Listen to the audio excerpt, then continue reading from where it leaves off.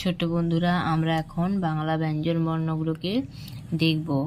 প্রথমেই ক, কয়ের পর খ, এবার গ, ঘ, ঙ, চ, ছ, বর্গীয় জ,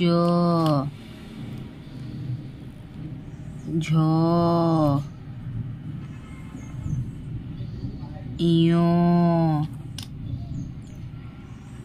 ট, ঠ, ড, ঢ, মূর্ধন্য ত, থ, দ, ধ, দন্তন্য প, ফ, ব,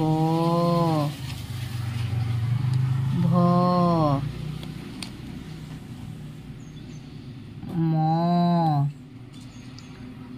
অন্তস্থ জ, র, ল, তালব্য মূর্ধন্য ষ, দন্তস্ব, হ, ঢয়শূন্য র, ঢয়শূন্য র, অন্তস্থ অ, খণ্ডত্ব, অনুস্বার, বিসর্গ, চন্দ্রবিন্দু। তাহলে ছোট্ট বন্ধুরা আমরা এখানে বাংলা ব্যঞ্জন বর্ণগুলোকে সাজিয়ে দেখলাম। আজ এই পর্যন্তই, দেখা হচ্ছে পরের ভিডিওতে। টাটা।